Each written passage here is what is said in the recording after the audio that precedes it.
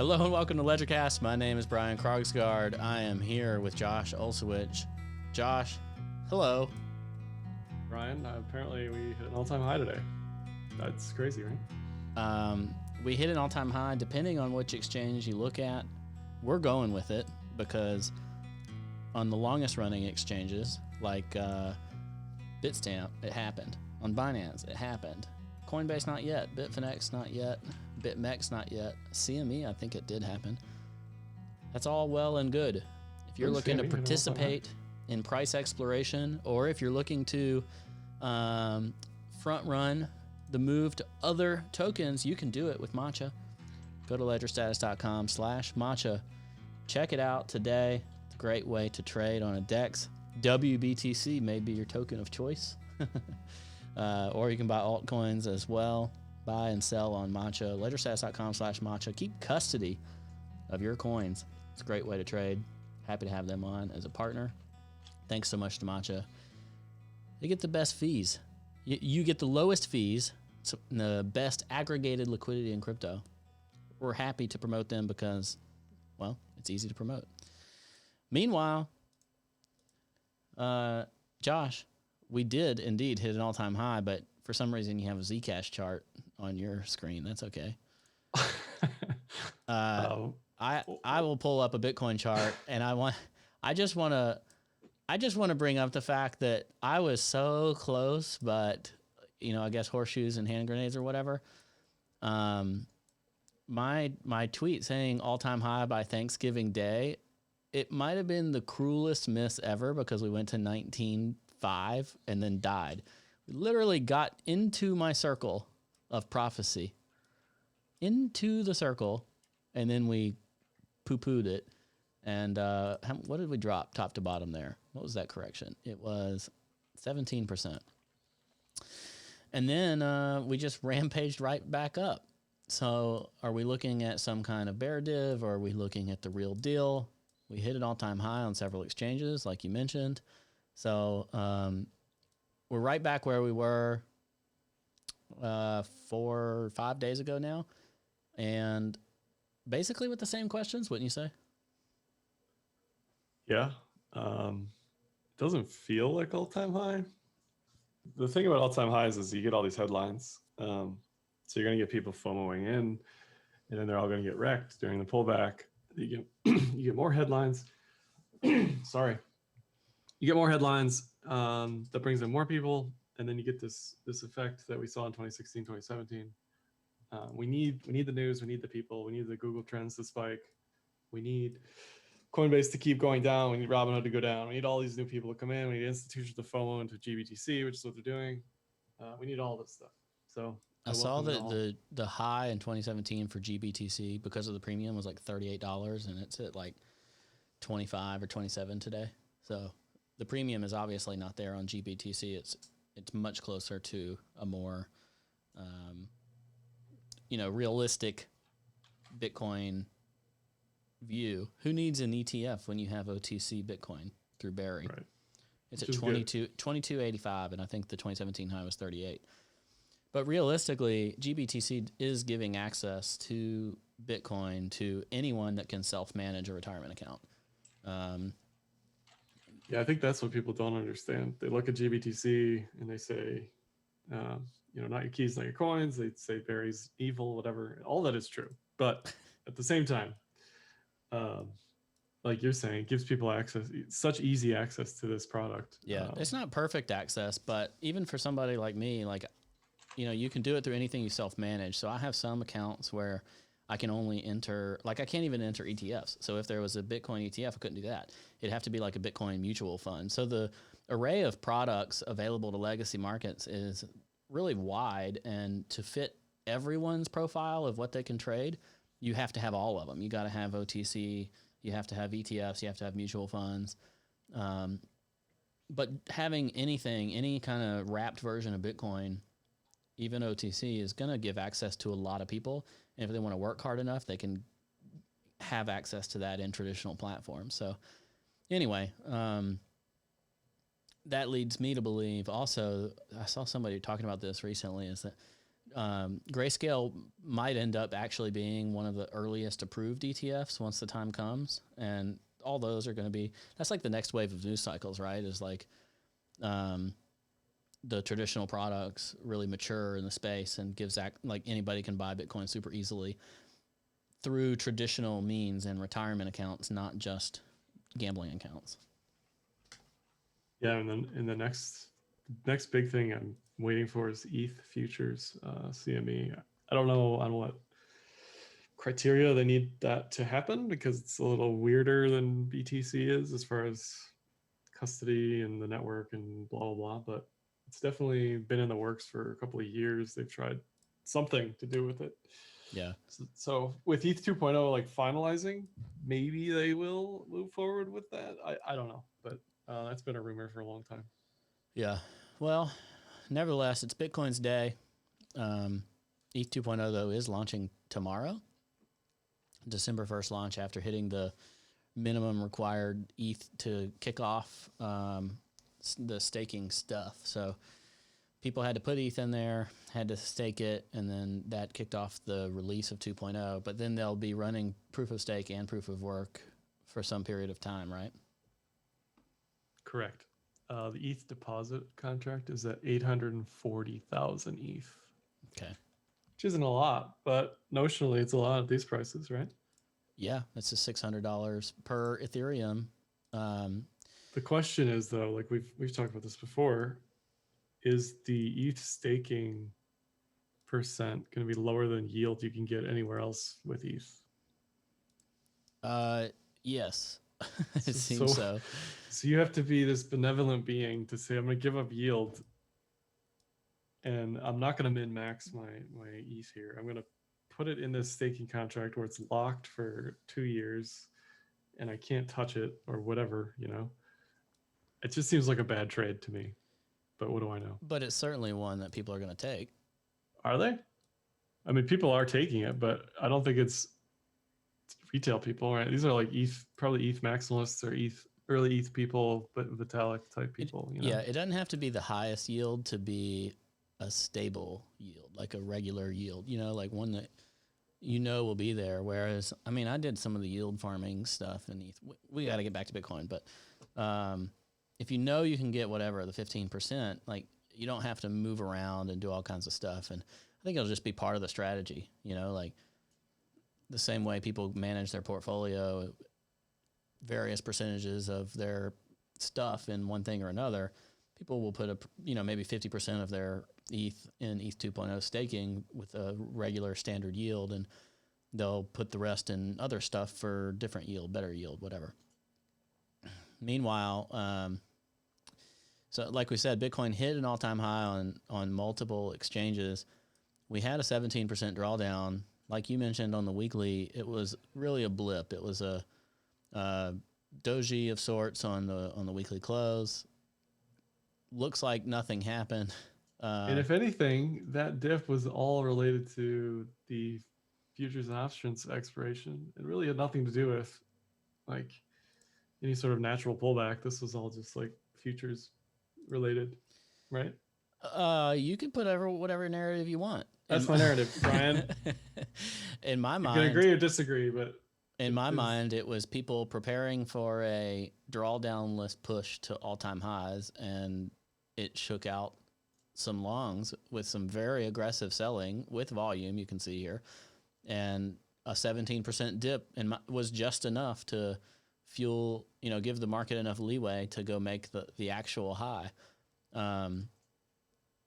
Way too coincidental. There's plenty of people willing to buy the dip at 17%, it appears. But it happened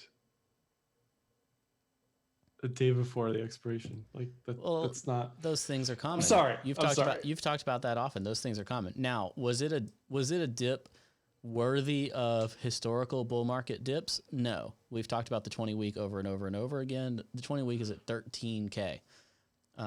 Throughout the 2016, 2017 bull market, that was where real support was. But what it showed that at least it was something other than just Chad green candles constantly. which is mostly what we've had. I mean, we've talked about this before, even on a daily basis. September 3rd was really our only horrible down candle, and then maybe May 10th.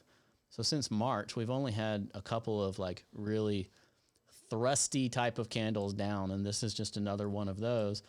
In those scenarios, every other scenario, we might have led on to, you know, more consolidation. But we didn't die. We kept on chugging along and pushed up. And it appears we're setting up for that again. Whether we're setting up for a longer consolidation, maybe this is, you know, maybe today is the equivalent of May 14th back here, for instance, where we're about to put in a month of consolidation, close the year at 20K. That sounds pretty good, doesn't it? And then push up in 2021, or maybe we blow the top off here and go to 23, which is that R3 breakdown. We have many options here. Yeah, what you don't want to see in the decision tree here is an M double top. That's probably the most bearish. I don't want to see this double top. I don't want to see this break 16 at this point, even though we need a 30% pullback. M double top would be the most bearish for sure. Yeah, if it breaks below the prior. But I could see, for instance, all the way like maybe 17.5 would just be setting up some kind of ascending triangle or something. You know, like if we can pattern out over the next month, that's super bullish. Amazingly bullish. The problem is Q4 is where all the moves happen. Q1 is where the down moves happen. It's up moves, down moves. So seasonality wise, even if we pattern out here, the expectation is still Q1 is going to be a down quarter. So we have a month to like keep going here. So that's an argument against any sort of consolidation here. That's what leads me to believe that we may just do a little bit of price exploration and then have a more sustained dip as people take profit at the end of the year. But that makes the dip much higher on a relative basis. You know, like all those moving averages are going to scream upward. If we say go to that 23, 24K, and then our dip, it might be 17 or 18, something just below all-time highs. And, you know, we consolidate and have a more sustained push next spring or something for 30K plus. That just makes too much sense in my head. Maybe it's too easy, but that follows a paradigm similar to what we've seen in gold, for instance. And I don't think most gold investors would look at what they're seeing as like what they've experienced and say, hey, this has been easy, especially when they look at Bitcoin and they're like, oh my God, look at these guys. They're making so much more money than us, and this was supposed to be our moment. Gold looks awful today. See, I think it looks like it's bottoming on the weekly. Let me move this. Based on what? A mini wick on a Monday? Like, what do you mean bottoming on the weekly? Yeah, there's no way. You got to base it off something. So let's see what percentage they went above the all-time high. I'm on XAU. Probably 1618. No, it went about 8.5% above the all-time high. I don't know if you do the fibs like relative to the whole thing. It might not even be a 1.618. Yeah, do all-time high to the 2015 low. Where the heck are my fibs? You can see how often I do these. All right, I'll do it. You boomer. Get out of here, you boomer. Oh, they're up here by the stupid pitchforks. Whoa. Watch who you're talking to about stupid pitchforks. Yeah, the 1.618 is up at 2400. So it's okay. It's probably like a 236, which I don't even keep. If you go, that's going all the way to the gold bottom. Yeah. 1 point. It's fine, whatever. But watching you struggle with the fibs is irking me. Oh, it's irking me, Brian. It went perfectly to the 1.236. Look at that.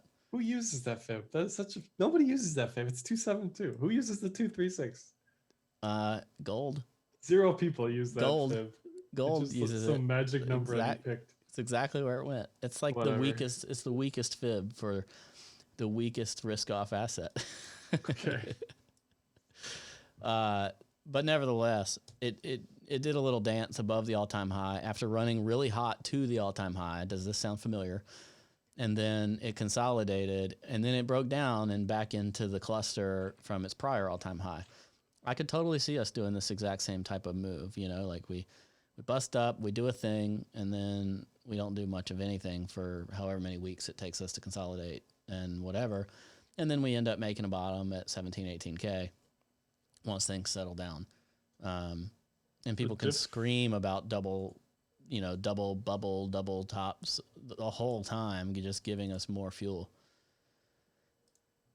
The difference for gold is on the weekly cloud, it hit the Kijun twice now. I don't know. Like gold has mean reverted way more than BTC has. Well, yeah, because BTC is doing a move similar to what it did when it was, just getting to its high. It led to its prior highs. And we talked about this at the beginning, but based on where BTC sits on trend, it's like late stage bull trend. If you look at any of the MAs that you want to, we are way above everything, and that's not early stage like pre-launch behavior. That's like in orbit behavior. So that's concerning to me if you're expecting a massive continuation here, because the amount of FOMO we need at this point to actually push us past 20 is so much, and that's possible. Like if we talked about this like every week too, but if Dixie goes to 88, then yeah, we might hit 40K in BTC, Yeah.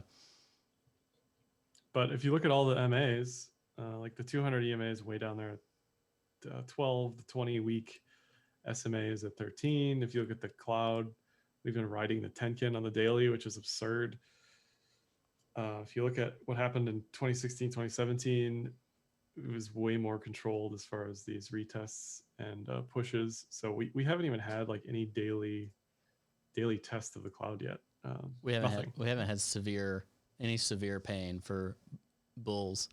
No, and that's back to that 30% dip expectation. Here's the 20-week SMA, like you were talking about earlier. Like we talk about this every week, but we touched that 20-week SMA 5, 6, 7 times in 2016, 2017. And we haven't touched it in like 100 days plus, I think, on the current trend. So this to me looks more like 2019 than 2016, 2017, which is concerning. Yeah, and we could blow the top off of it. I have a hard time being bearish. I'm not bearish as much as I want a massive pullback so I can be more bullish. Yeah, I remember hearing a lot of gold bugs talking about this as it moved out of like 14 and 1500, and they were like, "I'm just waiting for this to come back," and then it went to the all-time high. And like they missed it by waiting for too much. And I just think we got 17%. We got 17%. I don't want to say this time is different, but like our drawdowns this time are not necessarily guaranteed to be as big as they were in 2017. 2017 drawdowns of 35% or whatever were smaller than they were the bubble before, and we might end up, because of our new institutional friends, we might start seeing drawdowns that start to get bought up more heavily at 15 to 20% instead of 25 to 35%,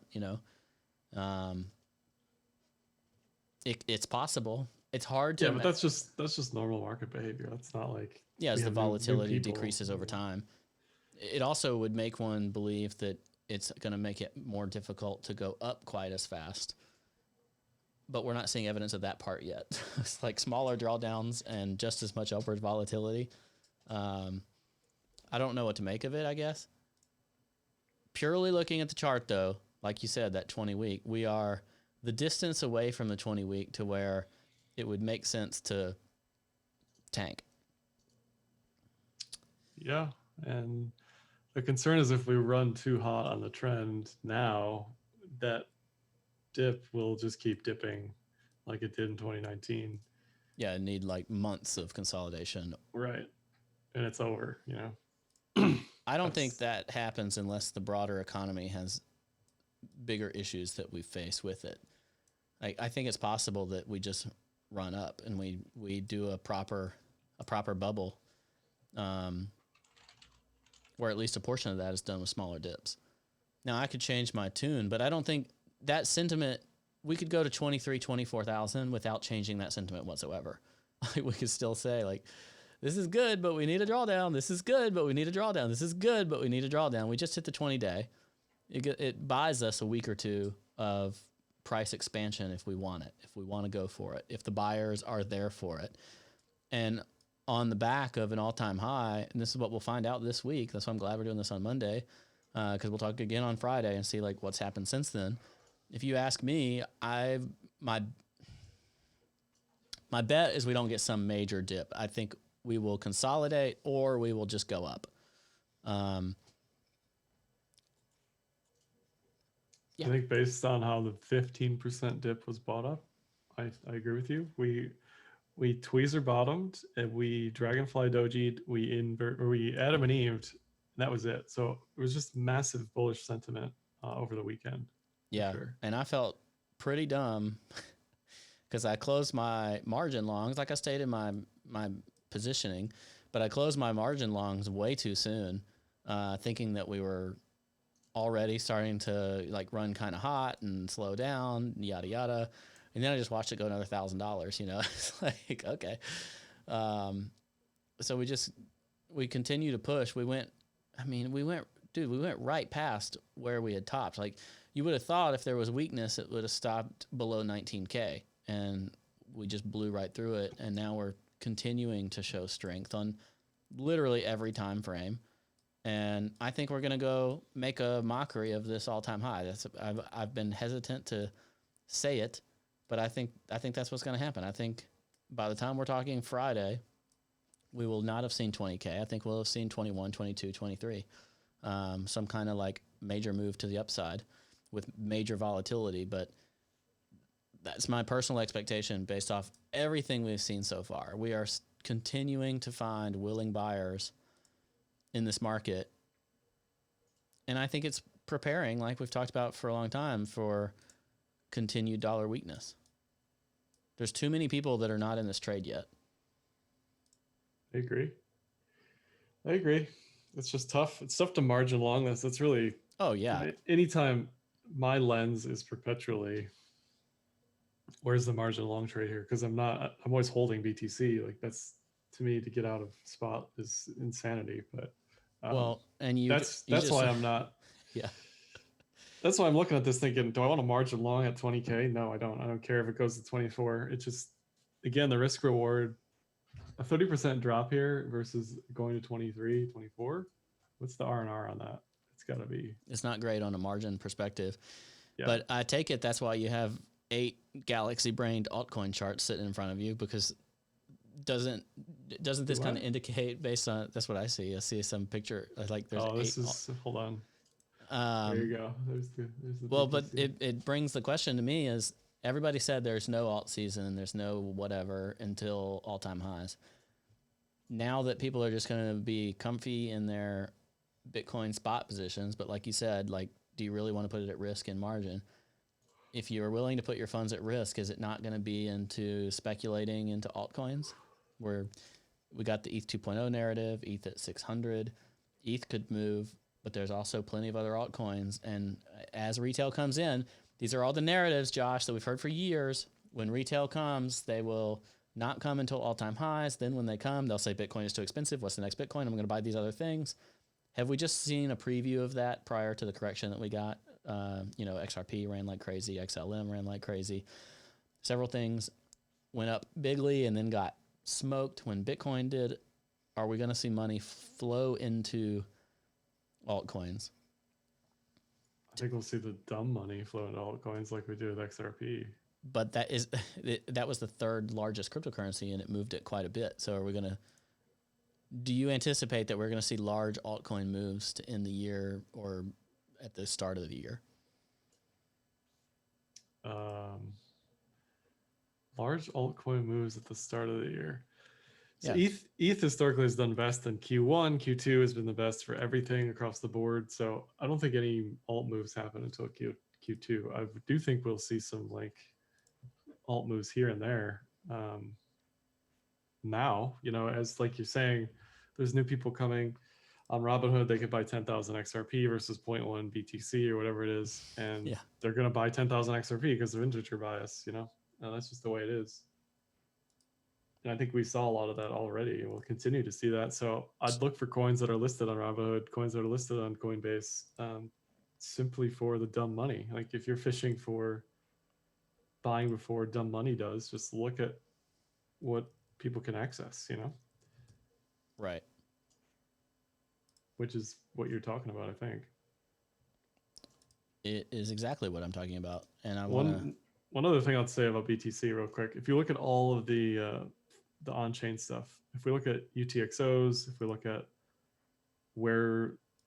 how the age of these coins are, we're not seeing a big spike in newly moved coins. We're seeing a rise in newly moved coins, but we're not seeing toppy signs like we did in 2019 or we did in 2017 or even in 2013. Like all this correlates to coins being moved to exchanges or whatever. It's bearish if we see UTXOs spike up on the hot side. If we look at the Puel multiple, that's in the middle of where it needs to be for being overbought. If we look at MVRV, that's below the middle of where it needs to be. If we look at minor flows, or a bunch of metrics that basically show we're not in like risk territory for crumbling down here on this bull trend. So I don't know. Everything looks okay from the on-chain perspective. We're still cruising at 1 million active addresses per day. Like everything looks fine. It's just the technicals look a little too hot. We're bear divvying everywhere, which is something we didn't mention yet. But Josh, are you in disbelief? I'm not in disbelief. I'm just saying, like, the price is too high. It's like It's too Tesla high. at 420. It's just too high. The price is too high, man. And even the last thing I'll say is the facetious coins. People are cashing out some of those, which are like the ultimate hodler metric, because these are like minted in like the before time, like 2012. So and those are on the move. And those are on the move. I mean, something I just saw a couple of minutes ago is the Bitfinex hacked coins are also being on the move. Another good hodler metric. What did they just move? They just moved like 1,000 stolen hacked coins from 2016. So I want to put something in perspective that lines up with what you've talked about before too, and that is that we are super outpacing a 50% gain by summer, 33K by July, 33K by May, whatever you want to call it. My chart says 33K before May when I look at like the parabola that we've vastly outpaced. So we could literally spend until February consolidating without a new high from now and have plenty of room to push up for that next big run. And that would be one of the most interesting scenarios for Bitcoin, because it essentially keeps the conversation going around like, what's the deal? Like, everybody be like, why is Bitcoin slowing down? Yada, yada. And yet it would still be on a parabolic uptrend to keep pace with 33K before summer starts, by the end of the spring. That would be fascinating to me, because a consolidation, a month-long, maybe even a 2-month-long consolidation right at the highs, right at the all-time highs, would be extraordinarily bullish for Bitcoin to have continuation. And that would be whether it makes new lows from 16K or not. But it'd be most bullish, obviously, if it just that printed the low and then it did some kind of ascending triangle or something, right? Well, if we can consolidate in Q1 versus retrace, we're gonna see Q2 or 33K by July. Like that's a given. Yeah. So a triangle like I just drew would take us into January. So that's like a month and a half. And on the long time frames, it's not even a really long consolidation.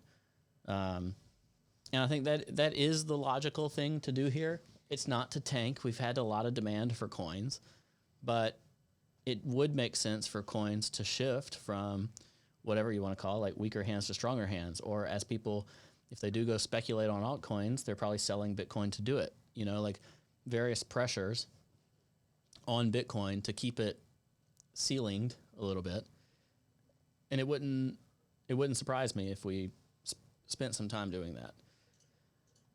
I do think this is what we'll do. I just don't know where it'll be from. Like it could going to here and doing it here above the all-time high is just as easy. You know what I mean? Like whatever, but we're setting that range now in my mind. And the question is just what's the boundaries of that range that we'll do some kind of longer term consolidation in. I just think it's too early to even say that. Yeah, because we haven't formed anything yet. Yeah, but if you're looking at possibilities, like you're saying, that's what you want to keep your mind open to. Is certainly like an ascending triangle, a descending triangle, inverted head and shoulder, a head and shoulders could even form here, and double top could form here. It just gives all the metrics time to catch up. The 200-day moving average is at 11,441 on Binance. That's a long way away. It's a 50% drop to get to the 200-day moving average. So like all these metrics that you've talked about with the cloud, that we've talked about with kind of the pace of things, they all long for just relax for relaxing. It doesn't mean it has to relax. I don't think it means doom and gloom. I think that's going to lead towards eventual relaxation. And my bet remains, whether it's December or January, I think either December or January, I kind of hope January, purely for my own selfish reasons. I think that altcoins in particular will be the beneficiary of that relaxation. I mean, historically, we see that with highs and consolidation, but again, it's too early. That's another part of the decision tree. If BTC consolidates, alts should do well. If BTC drops 30%, then alts should drop 80%. Yeah, and certainly we're running into something similar that we ran into in late 2017, early 2018, where the dollar values of altcoins are really high, Yeah. But the BTC relative pairs have plenty of space for something to happen. And that puts it in a unique position to where those altcoins could really have major bubbles in a short amount of time that then need walking back for a really long period of time. So I could imagine a scenario where the dominant stuff just swings all over the place because essentially the world gets hyped in, caught up into the bubble for altcoins, and then that the money slowly moves back into Bitcoin or whatever else as all that stuff cools down.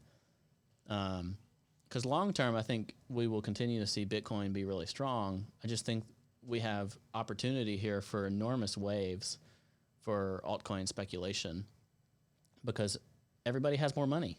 Like everybody that held spot or whatever in Bitcoin now has a lot more money that if they start to take it out, they can pump it into other stuff, and it creates a ton of opportunity to, find other trades, even if the Bitcoin margin trade is a difficult one. I do agree with that.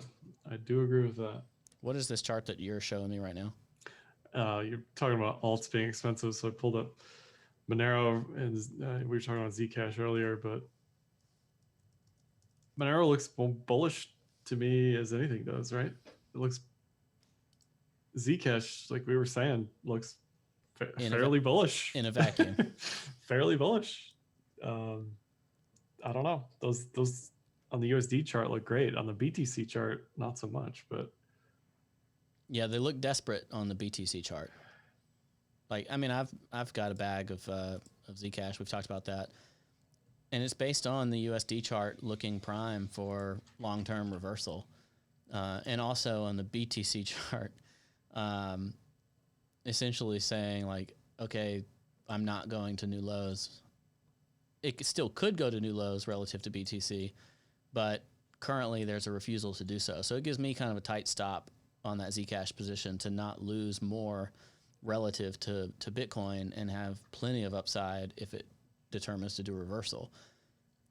Doing that against BTC just on Zcash, even if it just pops up like above, makes new highs, new local highs, and goes up to the next resistance level, is 200% gain relative to Bitcoin, and essentially fulfills what I've talked about as my USD relative targets. So when I can find things like that align, it gives me a willingness to participate. You talked about Monero being the same thing. What's that chart that you have on in front of you? You're still looking at Zcash.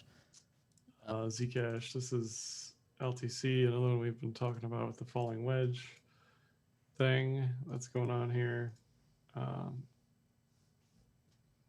Yeah, I don't know. I don't think buying alts at all-time lows is like a terrible idea here.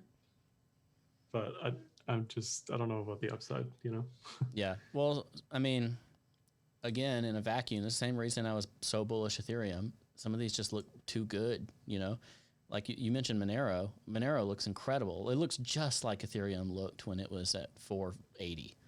Yeah. Like it just looks ready to go up and hit the next level. Monero 175, 180. Could I believe it? Absolutely. I expect it. They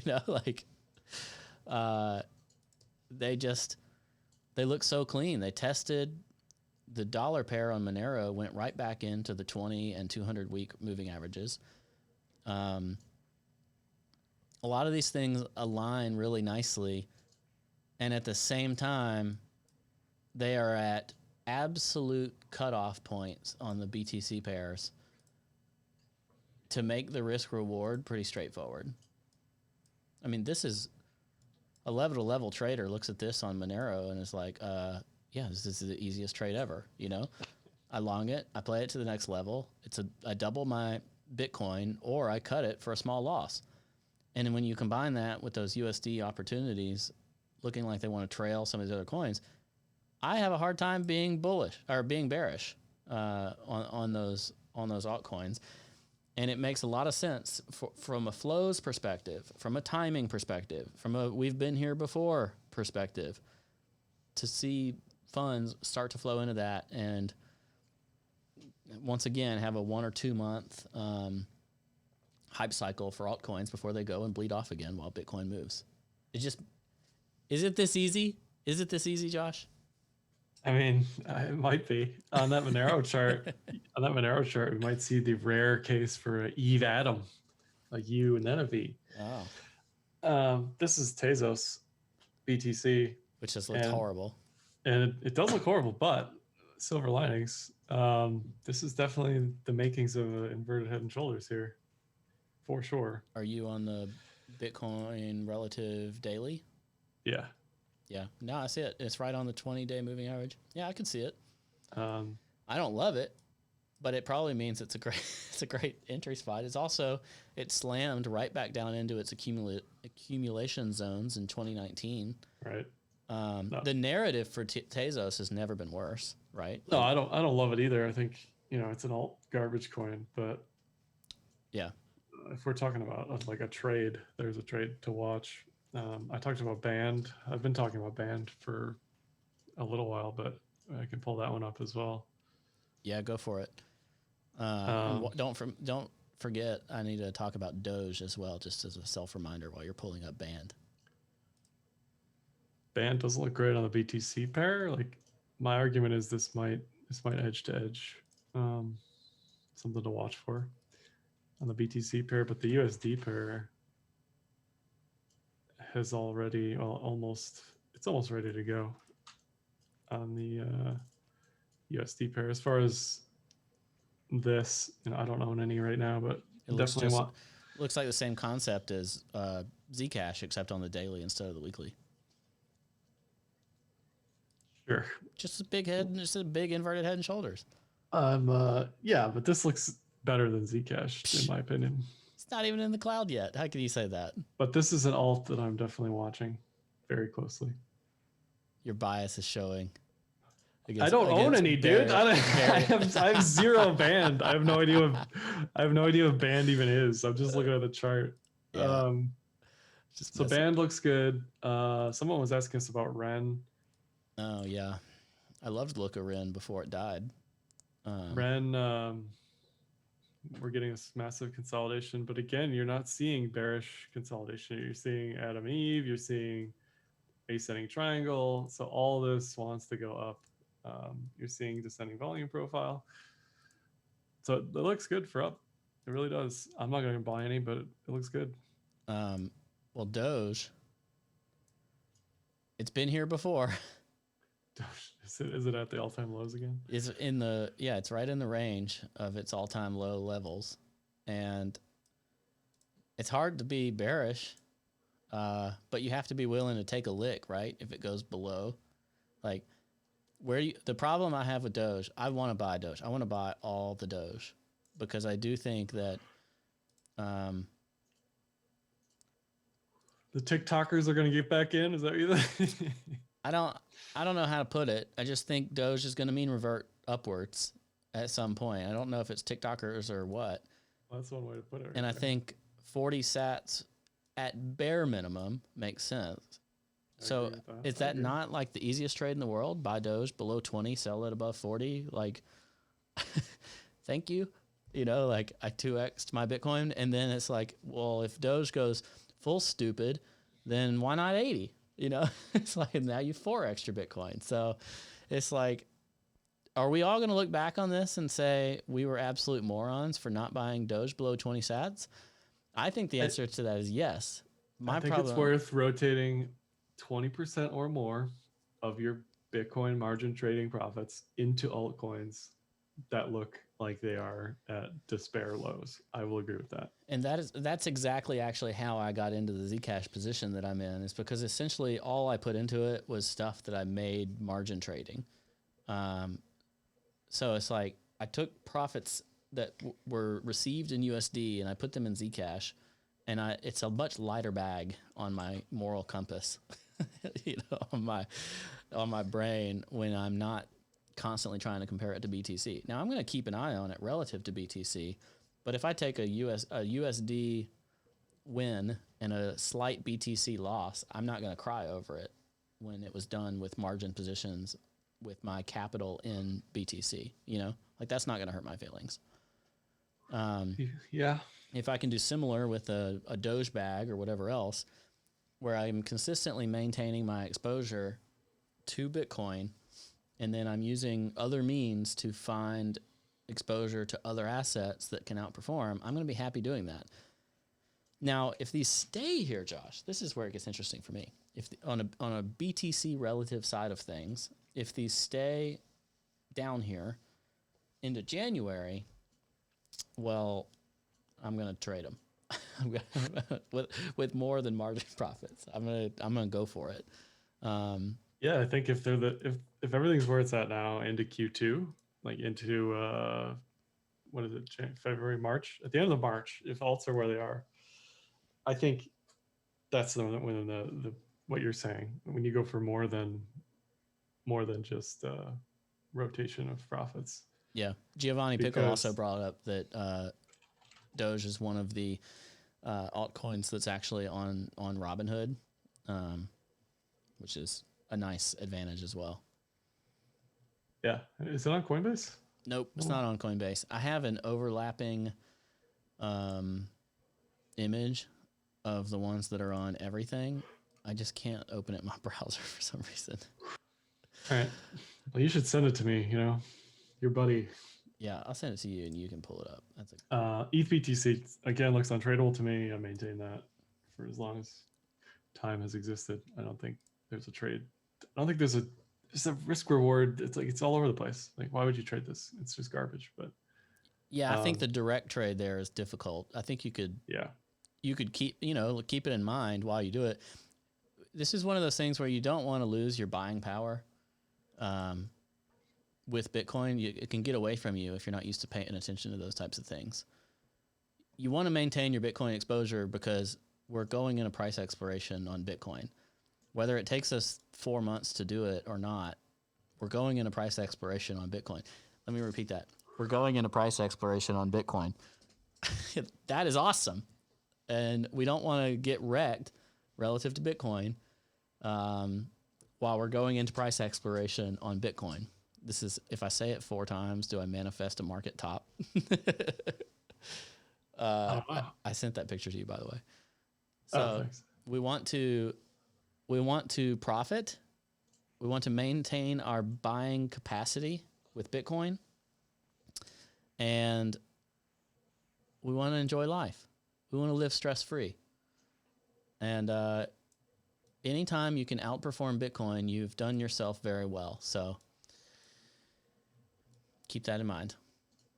Yeah, and that's what trading alts is all about, or at least it should be. Somebody was asking me about Wi-Fi, or us about Wi-Fi. I don't really have anything to say other than it's looks fine. I don't know where it ends up. It's so technical, but the pattern doesn't really present itself to me yet. Yeah, there's nothing. I don't know. I don't see anything here. If I'm reading the tarot cards, I don't see anything here. Yeah. Hey, pull up that image so that we can show the audience, because it's the overlay of coins that are on. I don't know how to pull it up without doxing a bunch of stuff. See, that's what I ran into. I don't know how to pull it into a window. I feel like such an idiot. I know how to do this on a Mac. You just click it. But there's not like an open with on Windows to open it in browser. It's like, Does that work? No, that's not it. No. Where was it? It's okay. This one? No. I think it was this one. This is becoming a worse and worse podcast.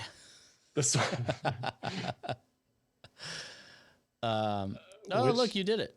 So which ones was it? All right, so the green ones are on both Coinbase and on Robinhood, which are OMG, Dash, Zcash, XLM, ETC, XRP, LTC, BCH, ETH, and BTC. This image is everything on Robinhood. So there's some that are Robinhood but not Coinbase, which I are... don't even know. Monero was on Robinhood. Yeah, so Lisk, Monero, Neo, Qtum, and Doge are on Robinhood but not on Coinbase. I scratched out Bitcoin Gold and Bitcoin SV because they deserve to be scratched out. But those green ones are on both Coinbase and Robinhood. Those have to be prime targets for altcoin pumps. The ones that are unmarked, the Lisk, Monero, Neo, Qtum, Dogecoin, I wouldn't count them out. I mean, Robinhood is a powerful audience of degenerate gamblers. And therefore I wouldn't look past those. But I think the magic is, what are the ones that can find a narrative amongst the others? I mean, OMG's been going like crazy. And I guess it's got layer 2 Ethereum narratives. I don't really know anymore. It's got garbage is what it is. OMG and Neo both should not exist. They're both mega centralized. Yeah. There's a reason I never write articles about either of them. They're just complete garbage scam coins. Sorry, Za Dongfei or whatever his name is. Sorry. Anyway, he's the CEO of Neo or whatever. Yeah. But they're both garbage. Sorry. But nevertheless, it's hard to look past this list, right? And what the hell is Qtum? Qtum is Neo by another name. Okay. It's like Neo, one of them's Korean and one of them's Chinese or something like that. I don't know. It's like these 2017 alt arguments all over again. But they haven't added any new coins, so they have the same stuff that people were hyping over back then, and they're still there. It's hard to imagine, personally. I feel like trust in Barry, If somehow Ethereum Classic will pull out of this ahead, although it last I recall, it looked like absolute trash. Like, look at this day I screenshot. It's like everything's up like 15%. And Ethereum Classic's down 1%. I think the privacy narrative on Zcash has weight. Monero, the same. The ones that I say I don't think they'll have as good of an opportunity, therefore I'm probably going to be completely wrong. I don't understand why Dash would go up. I don't really understand why XLM would do anything more than trail Ripple moves. I was stunned by the degree of move from XRP, but I think it still benefits from being the number 3 market cap, and they've not been selling their own coins. Let me ask you this question, Josh, because I heard some interesting narratives around that. Is the reason Ripple is not selling XRPs because they're under investigation, or is it just because they want number to go up? I thought they were buying Jed's XRP. Well, I like the narrative that they are actually under investigation and therefore hesitant to sell the coins. And the crime is already done, right? They've been selling coins for years. So The rumor mill starts here, Josh. didn't they also release an email about quantitative easing? Was that real? I don't know. That's hilarious, though. I thought that was the actual email. Is there a greater quantitative easement than XRP? I don't know. There was an email floating around. I wasn't sure if it was real, but it looked pretty real. I can't find it right now, but Well, I don't know. Maybe it was just. It was probably fake, but it looked very real. Might have been a phishing email that we're talking about on the air now, which is okay. Nevertheless, though, those are some of the altcoins that I think people should be paying attention to, just because you got to go where the dumb money is going to be. And it appears so far the dumb money is still going to be on Robinhood and Coinbase.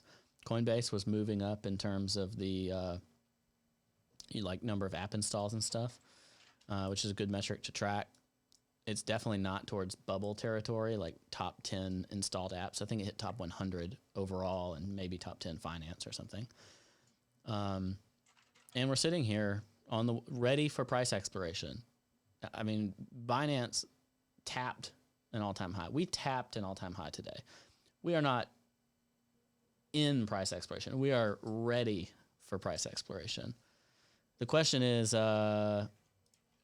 are we just going to consolidate for a really long time or go for it and do that consolidation above the all-time high? I don't know the answer to that. Therefore, I'm probably not going to try to make the trade. Yeah, I said one last thing I'll say about BTC. If we go to the 4-hour, let me just pull this up. 4 hours the most comfortable I'd be on a margin long position. And right now we actually fulfill the requirements for the cloud to be long here. I'm not a believer, even though that's what I was waiting for. Wait, so the cloud is telling you to long and you're not longing? Yeah, basically. We've had this conversation before. Do you remember? I know, but look at this. Hold on. Let me turn on the lagging span. Oft forgotten lagging span. Oh no. You're justifying your positions because of the lagging span? Or even above, or even the lagging span is even telling you to long here. Everything tells the problem with the long here is your Kijun is at 18 and your downside would be 6%. The daily Kijun is at 15. Yeah. But on the 4 hour. Right. So the problem is the low time frames are telling you to long the balls off this, and the high time frames are telling you we need mean reversion. Problem is the high time frames are telling you, what are you thinking about going long here? The low time frames are telling you, consider a long here, because all the metrics tell you to go long here. That's my perspective. Yeah. That's all I got. That's all I got. I'm probably going to regret it, but I'm long Ethereum instead. I feel like the narrative and even the chart, Ethereum consolidated for a lot longer. It had several up days and then retraced it fully, and now it's kind of back to where it was, but it's got more upside. Our 750 above target is well within range. And I feel like Ethereum could move while Bitcoin stays sideways for a little bit. Yeah, we could also get what we saw on the daily SPX, which is this like W thing that squeaks its way to an all-time high. Yeah, and that's just chilling up there too. It's like it doesn't look like the legacy market really wants to do much until the end of the year. Like it's just going to hover until a new administration comes in, new year, new things, new fun. I was originally thinking legacy was just going to blow the lid off of it, and then we just gapped up and then have spent 4 weeks doing nothing. But that's another decision tree variation as we get a W instead of an M, and then we'd make a higher high. Yeah. I don't know. It's just too early. We need like a week, and then it should be pretty clear what's going on. Well, what I'm going to do for now, Josh, is appreciate the fact that at least on some exchanges, we made an all-time high with Bitcoin. I like that there's an asterisk on whether or not we made all-time high. There's a sick part of me that just says, like, just do that for like a year. It'll be confusing to talk about forever. It's like, yeah, when we made a new all-time high. It's like, wait, what? Got to watch the daily closes. I don't know what to say to people. Be careful out there. Don't be too rash. But I'm not getting rid of spot. I continue to be long spot. Because why not? Well, yeah, you can't get rid of spot. My targets are much, much higher, whether it takes 3 days or 3 months. Or 3 years, I guess, but I'm not really thinking in that time frame. I think we have a lot of room up to go. I think the 17% down was enough of a dip to justify price exploration, and that R3 yearly pivot. I didn't pull that up, but I'd love to show it if we have time before we leave. And then beyond that, just got to wait and see. Look for opportunities and where they present themselves. Let's see. Let me pull up that pivot point before I leave. And yeah, I was just checking the BLX to see if we hit an all-time high on the BLX, and we did. Did we really? So it's legitimate, folks. All-time high. You hit it for her first. You heard her first. Hit it for her. All-time high. Big breaking news here. All-time high. Yeah, look at this daily pivot. So it's at 23.6 would be, or the yearly pivot would be R3. Yeah, let's do it. And we just tested the R2, went down, and now break it on the daily. I mean, it's still such a tough, such an uncomfortable long here. It looks just like 2019, by the way. It's so uncomfortable. Ugh. It is uncomfortable. I cannot get my eyes off that R3. I would rather be out of a margin long here than be in one and lose money. That's where my head's at. Yeah, I think that's fine. We both make a lot of money holding spot up to 23K. Yeah. Being happy about it. Yeah, I'm not hedging. I'm not shorting. I'm not getting on a spot. I think that's good enough for me right now. Yeah, here's what I won't be surprised by. I won't be surprised if we hit 23K, but still somehow in the year back around where we are right now. That would make too much sense to me. 1920. 20 is also a big psychological resistance. Huge. Something we didn't talk about, but it's huge, and we didn't hit it. We were so close. Ever so close. Being the person to buy 20K, man. That's part of what's difficult about this is people wrapping their heads around it. We got to, depending on the exchange, let's say 19.9K, depending on exchange. $100 off of that. There's plenty of people too that are just like, I sold some at 20K because I could. It's like, oh yeah, for sure. Like I sold Bitcoin for $20,000, which might feel good for a couple months. We'll see. Thanks for being here, everybody. I know we rambled a little bit, but we wanted to have a makeup podcast. We'll come back on Friday. We'll see you soon. We appreciate you being here. That is for certain. Give us a rating, review. Get all these new folks listening to LedgerCast. That's what we need. We need retail folks. Teach them, give them. Yeah, we need to give them the good news. Hey, you can see my Christmas tree here now that my video is bigger. There's my kids' tree. Our tree, the other tree's in there, but we're ready. We're ready for the holiday season. The gift for me is price exploration. How about that? Damn. I'm not asking for much, am I? We'll catch y'all next time.